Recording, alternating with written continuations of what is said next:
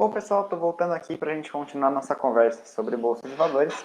E hoje a gente vai conversar sobre os setores da Bolsa, exatamente como eu fiz lá na aula sobre fundos imobiliários, em que a gente já viu quais são as características de cada setor.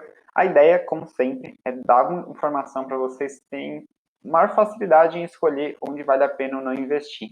Tá? A gente vai falar sobre como analisar lá na frente, mas já dá para vocês irem conhecendo os setores, né? Em tudo que eu vou falar, eu vou tentar não ser muito longo aqui, porque tem muito setor e essa aula já vai ficar meio longa naturalmente. O que você tem que observar na hora de escolher uma empresa para investir? Não é ficar olhando só para lucro, para quando a ação pode ir, enfim. Você tem que entender primeiro se o setor cabe na sua estratégia. Então, assim, se você quer dividendos, né, todos os meses, faz sentido olhar para uma empresa que tem uma oscilação muito grande de resultados, como as do setor imobiliário? Não faz, né? É melhor pegar, então, uma empresa elétrica, alguma coisa assim mais tranquila. E aí a gente também tem que sempre olhar para os dois lados. Eu vou fazer isso em todos os setores para vocês entenderem. Quais são as vantagens do setor, quais são os riscos, né? As vantagens compensam os riscos, a empresa compensa esses riscos. E sempre a minha dica, né? Não faça market time. Market time é aquela coisa que tem que acertar. Então, agora juros caiu, vou para banco. Juros caiu, vou tentar ir para empresa de varejo. Nossa, mas o dólar tá forte, né? Vou pegar uma exportadora como a Marfrig, enfim. Não faça isso, sabe? Porque primeiro que a bolsa, já expliquei para vocês, precifica sempre antecipado. Então, quando você estiver comprando, você já vai estar comprando com aquilo embutido no preço, não vai ser um bom negócio. Mas aí é conversa para outra aula. Tá? Então vamos logo para os setores, antes que essa aula fique extensa demais. Começando pelos bens industriais, né? Que não são só a indústria exatamente, mas tem uma porrada de setores, então, em tese, é um setor já diversificado, daria para você montar uma carteira só com bens industriais e mesmo assim não ter algumas exposições diferentes, né? E, basicamente, são empresas que trabalham de empresa para empresa, que é o que a gente chama de business to business, ou B2B, perdão, B2C é para o consumidor. Então, assim, é normal que você não conheça essas empresas, mas muito provavelmente você usa muita coisa que elas produzem, né? Porque elas estão produzindo para outras empresas e essas outras empresas é que vão te fazer o contato, tá? Então, o que é ruim disso, né? Entre aspas, não é que é ruim, mas dificulta um pouco para o investidor iniciante. Dá um pouquinho mais de trabalho para a gente fazer a análise desses setores, né? Então, assim, não dá para falar assim, todos os bens industriais se beneficiam disso ou tem problemas com isso, né? É uma análise mais individual. Então, como eu falei, vamos sempre ver vantagens e riscos de cada setor. No caso dos bens industriais, a gente tem a diversificação setorial como algo positivo, né? Então, se você gostar desse segmento, dá para trabalhar com empresas bem diferentes entre si. Tem os negócios voltados para a própria empresa, então, quando você fala assim, inadimplência, a gente pensa muito no consumidor pessoa física, né? A empresa, principalmente empresas grandes e renomadas, como são as da Bolsa, elas têm mais confiabilidade, vamos dizer assim, né? Então, muitas das empresas de bens industriais têm clientes de altíssima qualidade de crédito, né? Então, isso é bom. E tem também muitas empresas aqui nesse setor que pagam uns bons dividendos aí para quem quer renda passiva, né? De lado negativo, pode ser ruim para você é que a análise, como eu falei, tem que ser muito individual do segmento, né? Porque não dá para a gente falar de toda a indústria de uma maneira generalizada. A gente tem uma exposição muito grande ao ciclo econômico, e você fala assim, mas peraí, Stefano, você não falou que a empresa trabalha com outras empresas? Sim, mas, por exemplo, você vai ter uma empresa que vai produzir peças para carros. As empresas de produção de carros, as montadoras, vão comprar dessa empresa de bens industriais.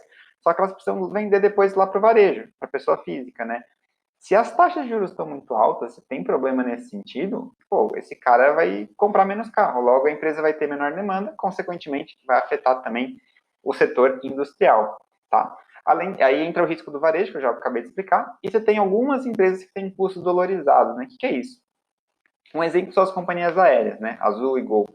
Como elas viajam internacionalmente, os custos de gasolina, de combustível, enfim, de tudo que ela tem para oferecer para o seu cliente, eles são muitas vezes em dólar, né? Só que as receitas eles são em reais. Então, isso é um problema em alguns casos, porque você tem um desequilíbrio, né? Se você acompanha o mercado financeiro, sabe que o dólar é uma moeda bem forte em relação ao real. Então, principalmente em tempos de crise, ela tende a descolar ainda mais e trazer um custo muito alto para essas empresas, tá?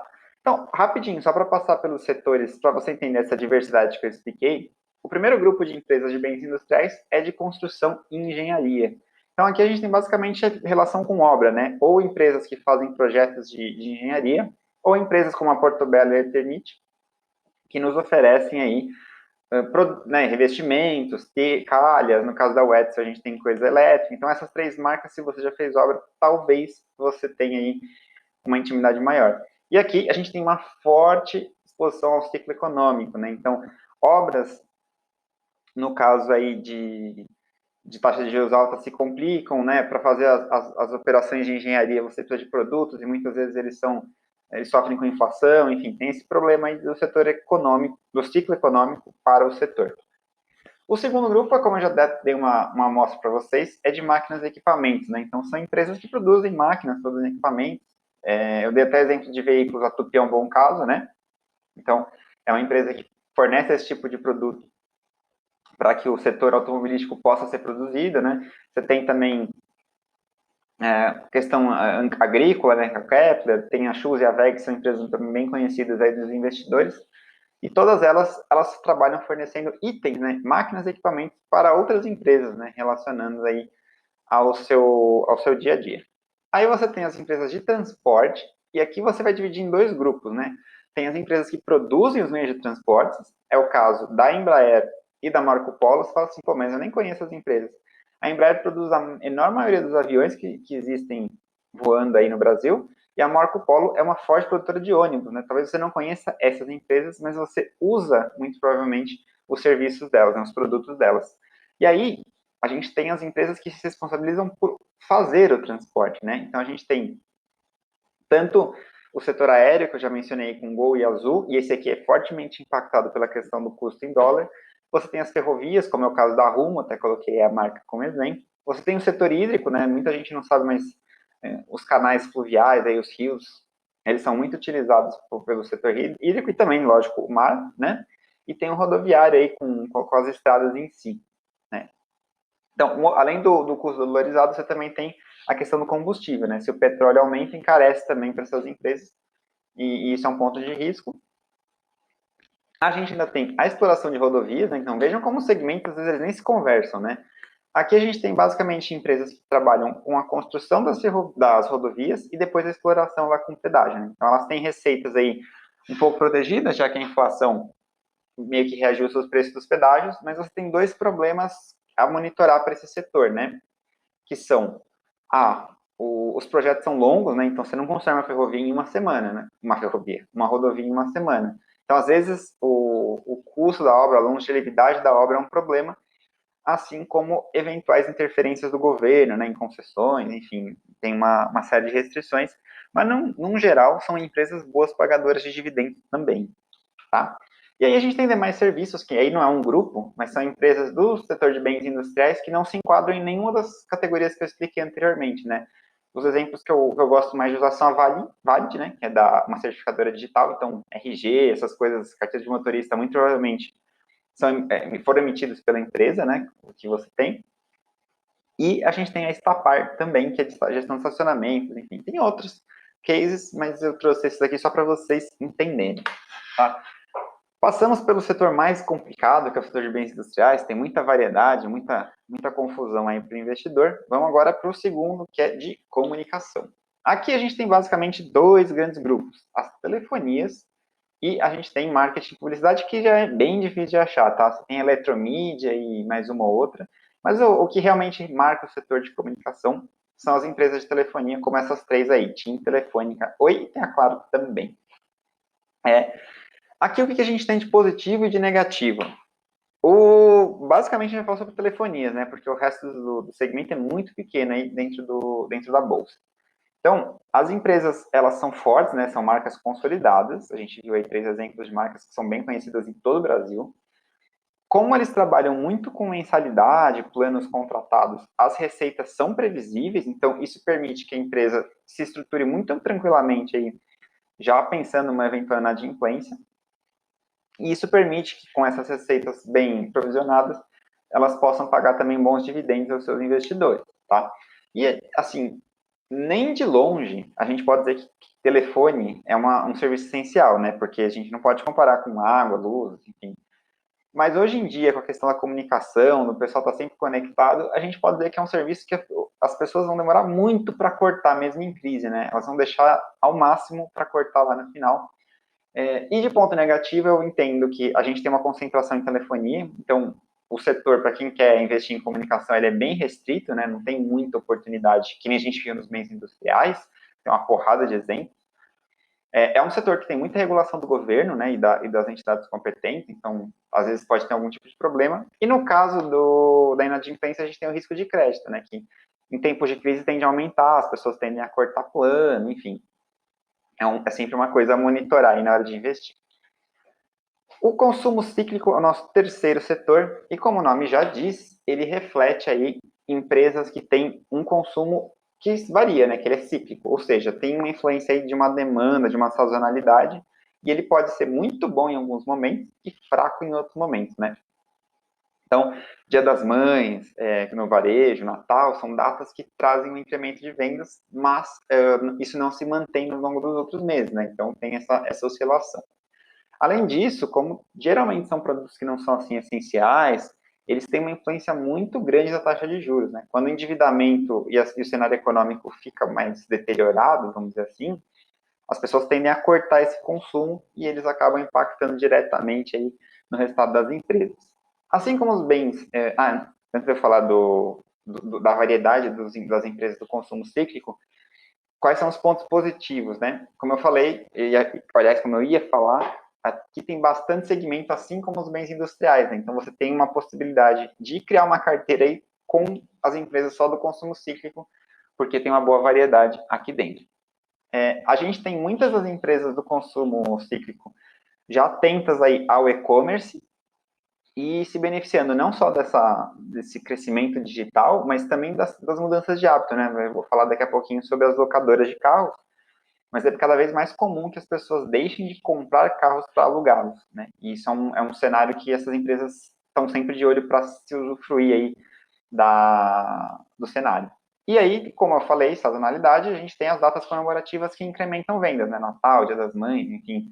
Se você tem uma loja, por exemplo, que vende chocolate Páscoa, essas datas comemorativas trazem um efeito positivo para determinados segmentos, e isso é um ponto aí que ajuda nas vendas.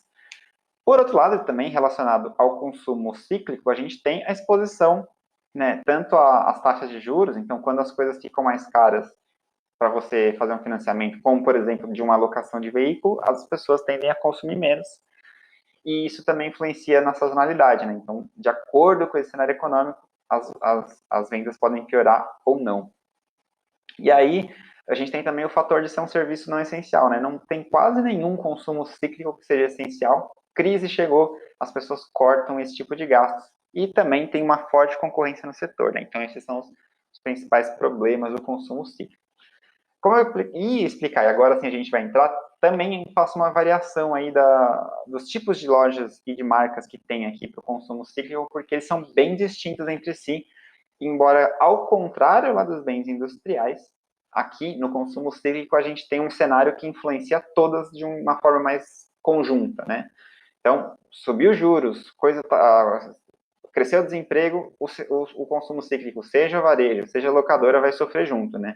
Lá nos bens industriais, como a gente viu, tem uma variedade de segmentos que são influenciados por fatores bem diferentes, né? Então, a gente tem ali uma diversificação mais real. Aqui, mesmo que você pegue segmentos diferentes para montar uma carteira só com consumo cíclico, os fatores de risco são muito parecidos, né? Então, não tem uma diversificação tão boa de realmente real, né? Aí, falando sobre varejo, são empresas que, aqui nesse grupo, são as empresas que vendem para o consumidor pessoa física, né? Só que eles não necessariamente precisam ser esses e-commerces que eu coloquei aqui, né? Via Varejo é muito forte no físico, Magazine muito forte no digital, Lojas Americanas fortes nos dois. Lembrando que Lojas Americanas também tem a B2W, né? Que é uma empresa de e-commerce também. A gente também não precisa ser só essas varejistas fortes, tá? Por exemplo, Pet, que é uma marca de pet shop, ela pode se enquadrar perfeitamente aqui no varejo, tá? E dentro do varejo a gente também tem a loja de vestuário. Eu só separei aqui para a gente conversar e lembrar que tem essa diversidade toda e não encher de logo lá na sua cara, na sua tela. Mas as situações são bem parecidas. Qual que é a diferença? Aqui no varejo a gente tem uma força maior do e-commerce, né? As empresas de vestuário ainda têm uma dificuldade de posicionamento, até porque as pessoas gostam de provar as roupas, de servir, e aí isso pode ser um fator mais difícil para elas implantarem. Mas o cenário é mais ou menos o mesmo. Na alocação de veículos, como eu já adiantei para vocês, é um setor que está crescendo muito, né? As pessoas estão percebendo que carro é um gasto, né? A gente já falou sobre isso lá no começo do curso, sobre as aulas de despesas.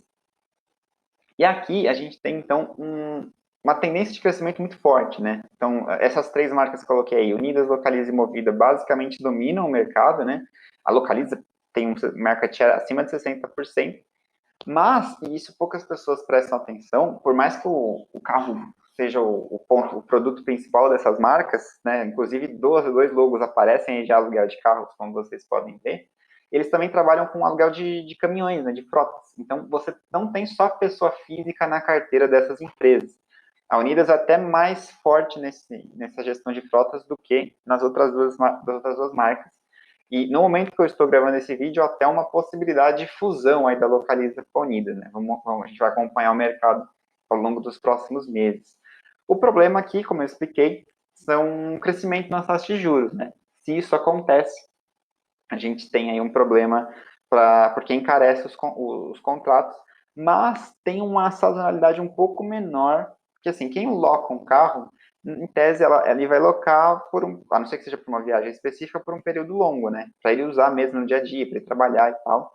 Então, esses contratos garantem uma previsão de receitas um pouco maior do que o resto do varejo, mas isso não quer dizer que os fatores, né, de desemprego, inflação e taxa de juros também não influenciam fortemente aqui, né? Que é basicamente, quando eu falo assim, exposição ao ciclo econômico, é basicamente esses fatores aqui. E a gente tem também o turismo, que o principal representante é a CVC, né, uma agência de viagens, e lá você também vai ter uma exposição ainda maior ao ciclo econômico, né? Em crise as pessoas vão segurar a viagem, talvez não vão para o exterior, enfim, tem uma série de questões aí, mas faz parte também do consumo cíclico, né? Então, viagens são muito mais comuns em férias, né? Então, julho, dezembro, essas coisas, e isso torna a CVC uma empresa cíclica, porque ela trabalha com organização de viagens e tudo mais. E em relação ao consumo não cíclico, é basicamente todo o inverso do que eu falei até aqui para o consumo cíclico. Ou seja, a gente está falando de empresas com baixa sazonalidade, né, que vendem aí meio que padrão ao longo do ano, e basicamente a gente tem empresas voltadas a demandas essenciais, né? Então alimentação, bebida, mercado, essas coisas, como são esses três casos aí. A Ambev é muito forte em cervejas. Cerveja não é um serviço essencial, né, mas a Ambev também tem marcas, tem suco, enfim, tem outros tipos de bebidas. A JBS é um exemplo de proteínas, e a Camil, ela também é de alimentação, né? Muito forte na marca de feijão e tudo mais. Então, por que esses setores são mais defensivos, né? E isso é um ponto positivo deles? Eles estão muito ligados a um produto que é importante, né? As pessoas não vão deixar de ir ao Pão de Açúcar, de ir ao Carrefour e fazer a sua compra do mês em crise. Elas precisam comer. Elas podem gastar um pouco menos, né? Se proteger um pouquinho. Mas isso é sempre um risco a ser monitorado aí, e elas vão cortar lá no final esses gastos com alimentação, né? Elas têm que manter o consumo muito próximo, tanto que em 2020, quando a gente viu aí aquela crise toda do coronavírus e tudo mais, vocês devem ter percebido que, na verdade, para mercados isso impactou muito pouco, né? Na verdade, a gente teve inflação em termos de alimentos, porque as pessoas ficaram em casa, o que restou a elas foi gastar com alimentos e com comida, né? E era um dos poucos setores que nem ficou fechado mesmo numa pandemia. Então, mostra aí a resiliência desse tipo de situação.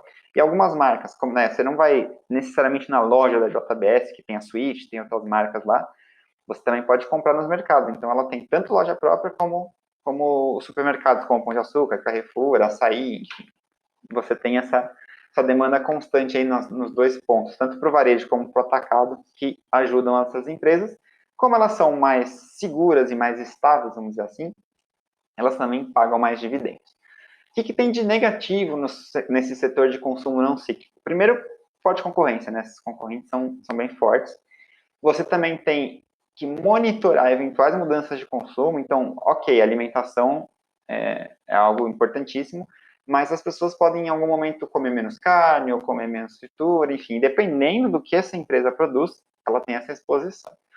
E a gente tem para as empresas exportadoras a questão cambial, né? Então, Isso vale mais para o setor de proteínas do que os demais, então, como elas exportam, conforme o dólar perde força, elas perdem essas receitas aí, e também pode ter algum tipo de custo atrelado lá à moeda estrangeira, né? Então, por se esse lado pode ser um risco, né? Não é necessariamente algo negativo, é algo só para se monitorar, ela também permite uma certa dolarização do seu investimento, né? Então, a exposição a uma receita estrangeira, que é um ponto que a gente vai falar mais para frente. Passando agora para construção civil, né? Aqui a gente viu lá em bens industriais que existem empresas de construção mesmo, de engenharia. Aqui são empresas basicamente que trabalham com o setor imobiliário, né? Então a gente pode dividir tanto com incorporadoras como com gestoras de shopping, né? Nesse segundo grupo tem a Iguatemi, tem a BR Malls, tem a Multiplan, e a gente tem também quem trabalha mais focado no setor imobiliário, né? A Cirela, que também tem shopping, mas não é o forte dela, e também a Exetec, que é um outro exemplo disso. Esse é um setor muito, muito, muito arriscado, tá? Então, se você está começando, não gosta muito de ver oscilação, eu sugiro que você comece por outros setores mais defensivos, tá? Aqui qual que é o principal problema? Um imóvel, ele não é construído da noite para o dia, né? Então, tem aí um processo de construção. Logo, ele vai precisar aí ser lançado num momento bem distinto do projeto inicial. Então, pode ser que seja um cenário completamente diferente e que o investimento que ela fez lá no começo não seja tão rentável na medida que a comercialização vai depender de juros, vai depender de poder de consumo da população, enfim. Então, é um negócio bem arriscado. Além disso, e aí vai ser um pouco mais difícil para o investidor individual, né, que é a pessoa física, é que, assim, muitas vezes as empresas estão investindo para daqui 3, 4, 5 anos colher os resultados dessas produções, né, desses edifícios que elas estão construindo. Só que nesse caminho todo, pode ter muito resultado de prejuízo, né? Resultado negativo. E aí o cara vai falar assim, poxa, essa empresa é ruim, não vou. Então, é mais difícil ler o balanço, ler o demonstrativo de resultados, entender o que está acontecendo com a empresa sem entrar em contato com ela. E aí isso acaba também dificultando um pouco a análise do investidor que investe por conta própria. E aí, os pontos positivos são uma ótima rentabilidade, né? Então, em geral, são projetos bem lucrativos, bem rentáveis, ainda que exista certo risco, como eu expliquei para vocês anteriormente. E você tem os imóveis que são ativos da empresa, né? Então, uma vez que ela construiu, mesmo que ela não venda, aquele é um ativo dela. E a comercialização pode demorar um pouquinho para gerar os resultados, e isso afeta a rentabilidade, mas é um produto que a empresa tem que é muito interessante, até em termos de garantias, de novas obras e tal. Em relação às desvantagens, né, eu já expliquei um pouquinho para vocês que os projetos longos e a exposição ao ciclo econômico são dois riscos bem fortes nesse setor. Só que a gente também tem o risco do governo, né? Então, muitas empresas, exemplo, a Tenda trabalha basicamente com construção de residências, imóveis para projetos sociais, né? Que o governo influencia. Se ele resolve cortar esse tipo de iniciativa, isso certamente vai afetar muito o resultado da Tenda. Então, tem que ficar de olho nisso. E a alavancagem das empresas, né? Então, como esses projetos são caros, elas precisam contrair muita dívida para fazer as obras, fazer os projetos e depois pegar o retorno de volta. Então, esse é um risco bem alto, principalmente em crise, né? Muita empresa começa a ter certo receio aí do futuro, enfim. A gente sabe que esse setor de obras é bem volátil aí de acordo com o cenário econômico. Passando agora para o setor educacional, né? Aqui são empresas que trabalham basicamente aí com faculdades, né? Com escolas, enfim. E a grande questão aqui é o EAD, né? A pauta do momento. Só que muitas dessas empresas já trabalham com EAD, né? Então elas estão vendo no EAD não um risco, mas uma oportunidade de ganho de escala. Novamente, a gente vai ter o risco político aqui dos programas de incentivo, né? De bolsas, isso influencia muito, e o setor também está altamente exposto ao momento econômico, né? Quanto maior a crise, maior o desemprego, menos pessoas com capacidade de pagar uma mensalidade, fazer uma formação, e aí também essas empresas acabam sentindo um pouco esse momento econômico ruim. Em relação aos pontos fortes, eu já falei para vocês do EAD, e vocês vão ver que o EAD está nos dois lados, e não é um erro, tá? Não esqueci de apagar um ou outro. É que o EAD é tanto uma oportunidade dessas empresas ganharem escala, pensa comigo, uma sala de aula tem, sei lá, 30, 40, 50 alunos. O EAD é quantas pessoas quiserem entrar na sala, né? Então, a empresa que vai decidir quantas pessoas vão poder assistir o que está sendo apresentado. O que significa na prática que é um ponto positivo, né? Que elas podem melhorar, aumentar receitas, aumentar a escala, reduzir custos. Só que ela também é um risco, porque se a empresa não fizer uma boa gestão aí, não tiver atenta ao EAD, ela pode ter uma baixa muito grande aí de alunos, perda para concorrentes, porque como é mais barato, elas também podem oferecer mensalidades menores, né, vamos dizer assim. E isso é um problema que tem que ser avaliado pela empresa. Então, se ela fizer uma boa gestão de EAD, é um ponto positivo. Se ela fizer uma má gestão do EAD, que é o ensino à distância, um ponto negativo. E aí, o que mais a gente pode falar sobre esse setor? A gente tem, de um lado, também positivo, que é a força da marca, né? Então, essas empresas têm faculdades, né? E a gente sabe que é importante uma formação superior para entrar no mercado de trabalho. Por outro lado, já mencionei, a gente tem aí a exposição econômica, que dificulta o acesso à educação, principalmente no ensino privado, e também o risco estatal, né, que é o corte dos programas de incentivo, das bolsas, que reduzem aí os alunos que podem pagar essas mensalidades. Deixa eu só tomar uma aguinha aqui e a gente já continua.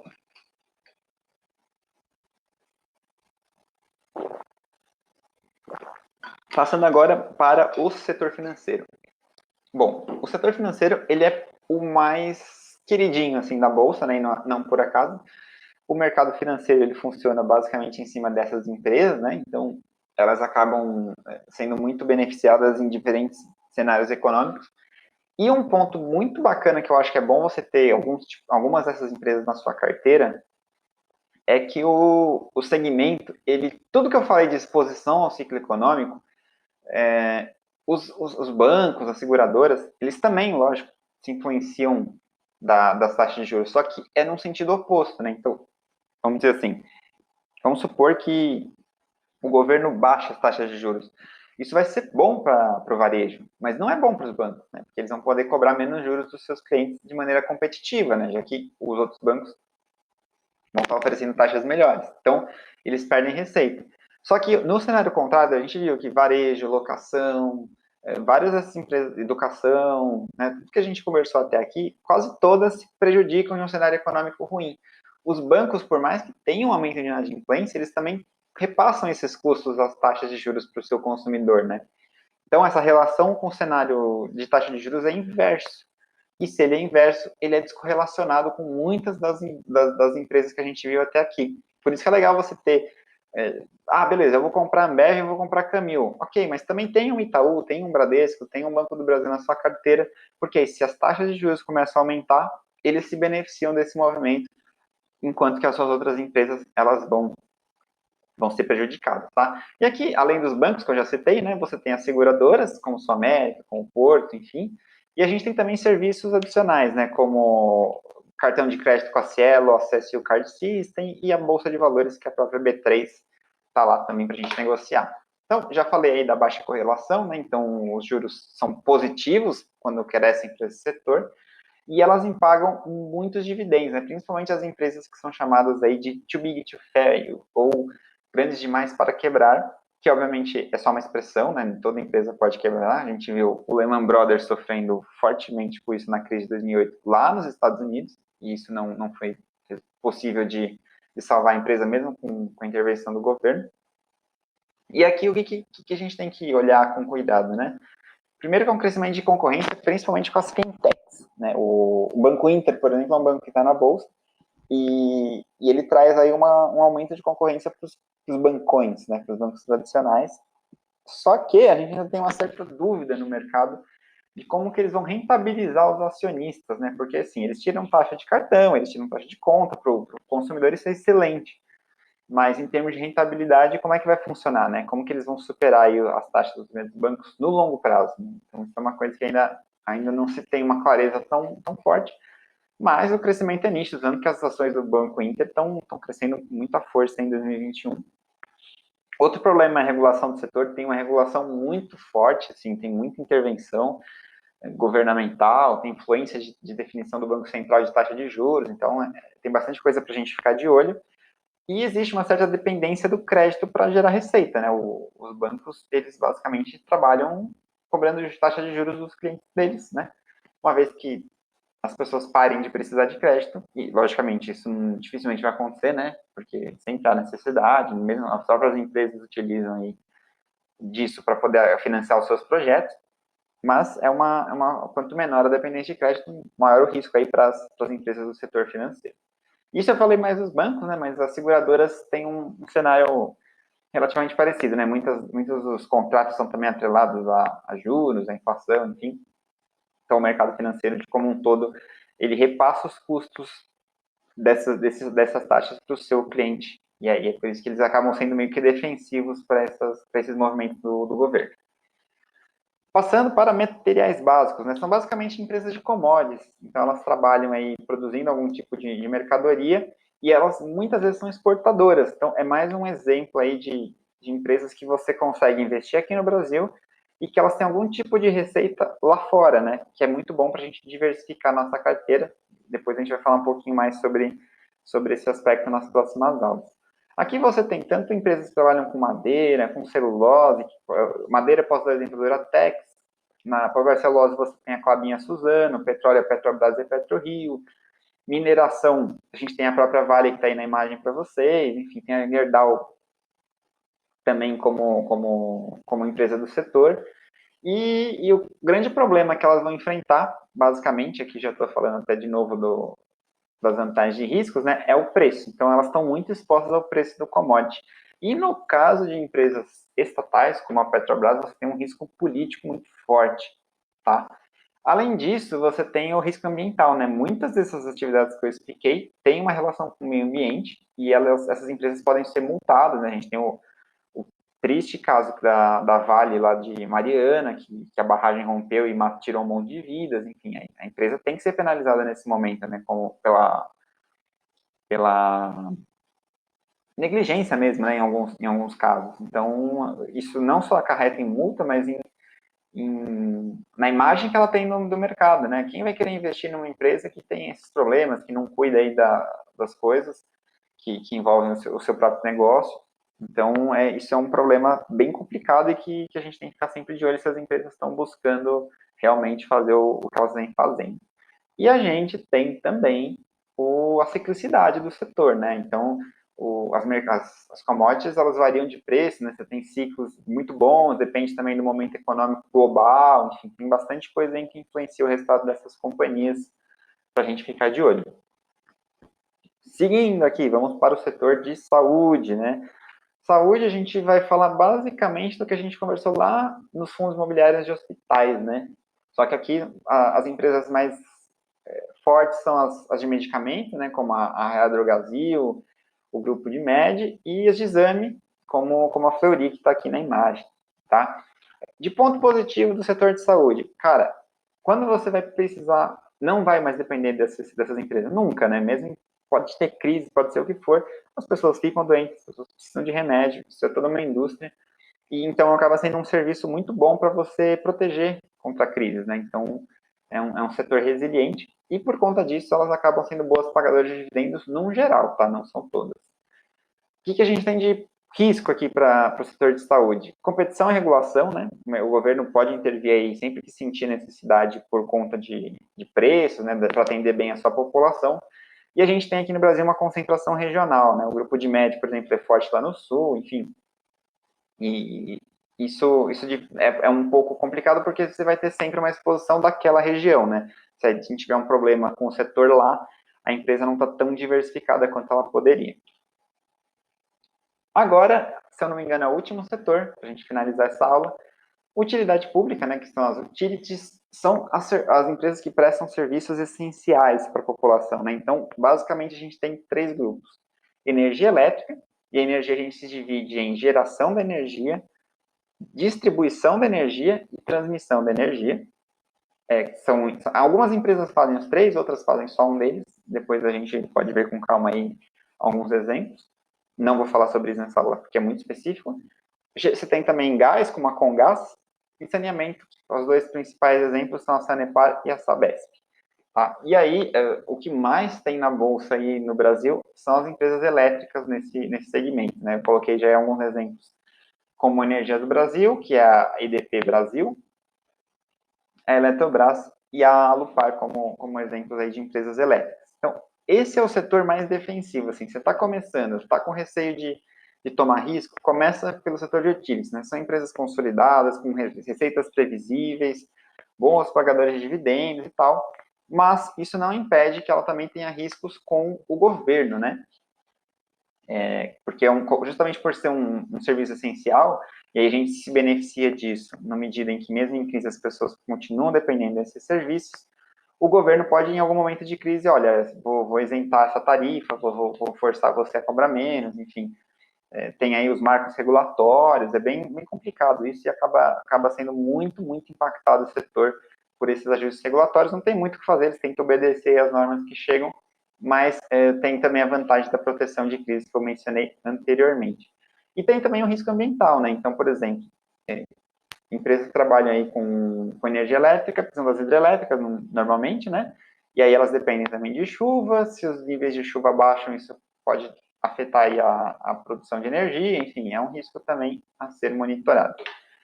Ufa, chegamos ao final da aula. Eu passei aí por todos os setores, espero que tenha conseguido transmitir um pouquinho aí do que influencia cada um deles, né? Como que você pode fazer as suas análises. O importante é você entender que cada setor tem a sua realidade, a gente não pode aí generalizar também a bolsa como, isso é risco, crescer os juros é bom, é ruim, enfim, cada setor tem sua realidade, a gente precisa fazer esse tipo de análise, né, para escolher as nossas ações, mas acho que deu para vocês entenderem um pouquinho do que analisar em cada tipo de setor, quais são os benefícios, né, os prós e contras de cada um deles, quais são os principais riscos que você tem que avaliar, e aí, conforme a gente for desenvolvendo as próximas aulas, junto com o último módulo lá de montagem de carteira que a gente vai conversar, vocês possam tomar boas decisões de investimento.